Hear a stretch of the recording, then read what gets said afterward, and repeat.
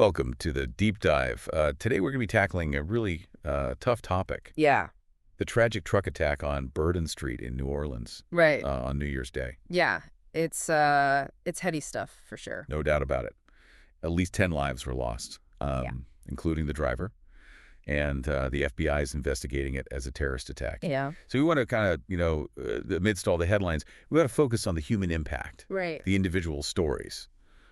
And that's why we're diving into the life of one particular victim, Tiger Bech. Yeah, and I think what's really fascinating about Tiger Bech's story is that it goes beyond just the tragic circumstances, surrounding his death. Yeah. It's really a story about potential, about a life that was brimming with promise and that was cut short. Okay, so let's unpack this. I know from the sources that we have that he was a former Princeton football player, but there's got to be more to it than that. Oh, yeah, absolutely. I mean, Tiger wasn't just any football player. This was a kid from Lafayette, Louisiana, who not only excelled on the field, but earned himself a scholarship to Princeton. Wow. I mean, that alone speaks volumes. Right, because we're talking about an Ivy League school here. Exactly. So he wasn't just a talented athlete. He was clearly a bright guy, too. Exactly. And, at Princeton, his football career really took off. Okay.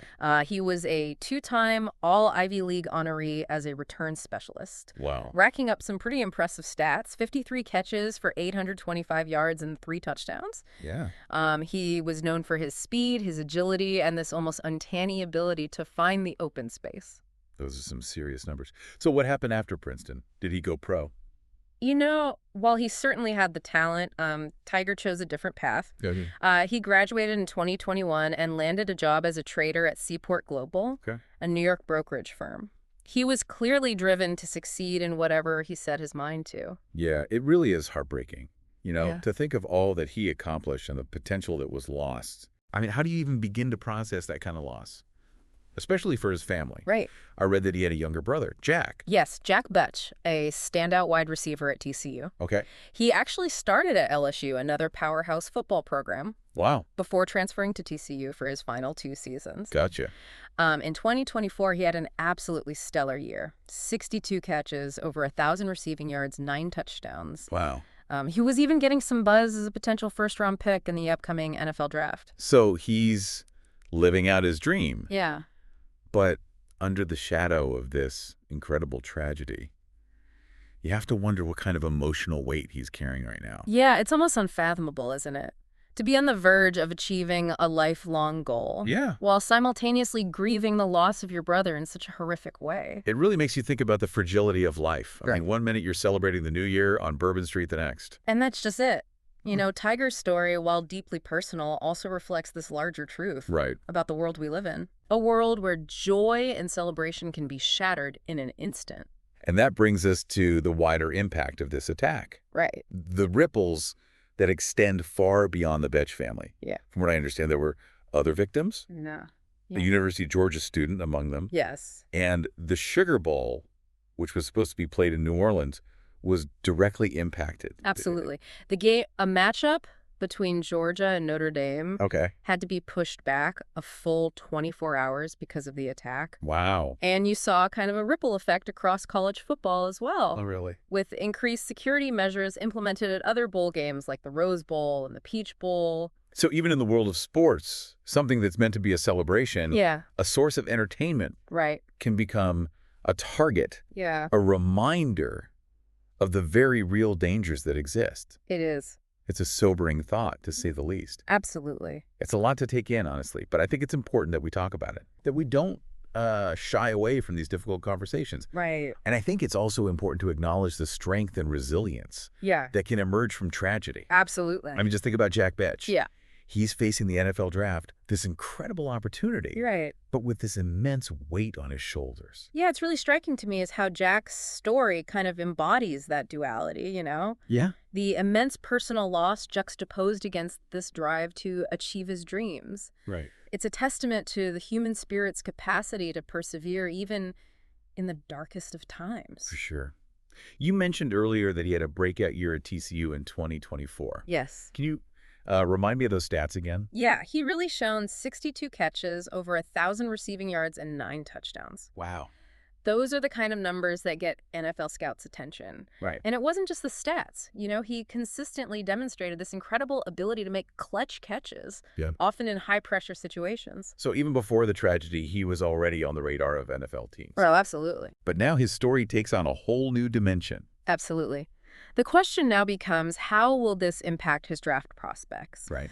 Will teams see him as a player carrying too much emotional baggage? Yeah. Or will they recognize his resilience, his strength, and his dedication to honoring his brother's memory through his success? It's hard to predict how NFL teams will react, but I can't help but think that Jack's story will resonate with fans. Yeah.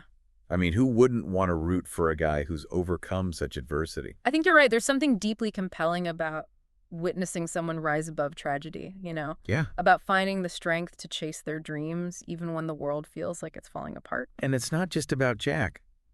There's the entire Bech family, the community in Lafayette, the Princeton and TCU communities, all grappling with this loss. Right. And trying to find a way forward. It's in moments like these that the importance of community becomes so evident. Yeah. The outpouring of support, the shared grief, the collective determination to find meaning and purpose amidst the chaos. It's a powerful testament to the human capacity for empathy and connection. And that extends beyond just those directly impacted. Yeah. I mean, think about all the people who were on Bourbon Street that night. Of course. The first responders who rushed to the scene. Right. The witnesses who are forever marked by what they saw. You're absolutely right. Trauma ripples outwards, touching countless lives. Wow. In ways we might not even fully comprehend. Yeah. And those ripples often create a shared sense of vulnerability, This realization that tragedy can strike anyone, anywhere, at any time. Yeah. It really makes you wonder, how we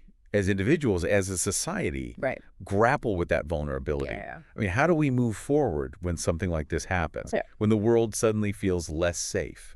That's the million-dollar question, isn't it? Yeah. How do we balance the need for security, for vigilance, with the desire to live freely, to enjoy these public spaces without constantly, looking over our shoulder? It's a tough balance to strike. I mean, if we let fear dictate our lives, haven't the terrorists already won in a way? But at the same time, how can we ignore the very real threat that exists? Yeah, it's a complex issue with no easy answers. Yeah. But I think it starts with recognizing that security isn't just about physical barriers and law enforcement. It's also about building resilience within our communities, about fostering this sense of shared responsibility for each other's well-being. So what does that look like in practice? What can we as individuals actually do to contribute to that sense of security and resilience? It can be as simple as checking in on your neighbors, being aware of your surroundings, reporting suspicious activity. Okay. But it also goes deeper than that, It's about promoting empathy, understanding, and tolerance. It's about challenging prejudice and discrimination wherever we see it, because ultimately acts of terrorism thrive on division, on fear, on hatred. So by building stronger, more connected communities, we're essentially creating a less fertile ground for those seeds of hatred to take root. Exactly. And it's not just about preventing future attacks. It's about creating a society where everyone feels safe, valued, and respected. Where differences are celebrated rather than feared. Where we recognize our shared humanity even in the face of tragedy. It sounds a bit idealistic, I'll admit. Yeah. But I think you're right. It has to start somewhere. And maybe it starts with each of us asking ourselves, how can I contribute to making my community a little bit kinder, a little bit more understanding, a little bit more resilient? I think that's a great place to start. And who knows, maybe those small acts of kindness, those efforts to bridge divides, will create a ripple effect of their own. Yeah. Spreading outwards and ultimately contributing to a world where tragedies like the one on Bourbon Street become less likely to occur. That's a powerful thought, and I think it's a fitting way to end this deep dive. We started by exploring the life of Tiger Bech, a young man whose potential was tragically cut short. All right. But his story and the stories of all the victims serve as a reminder of the fragility of life, the importance of cherishing every moment, and the power of resilience and community in the face of adversity. Well said. And I hope our listeners will take those lessons to heart. To everyone listening, thank you for joining us on this difficult but important journey. We encourage you to learn more about all the victims of this attack and find ways to support their families and communities. And as we move forward, let's all commit to doing our part to create a world where peace and understanding prevail.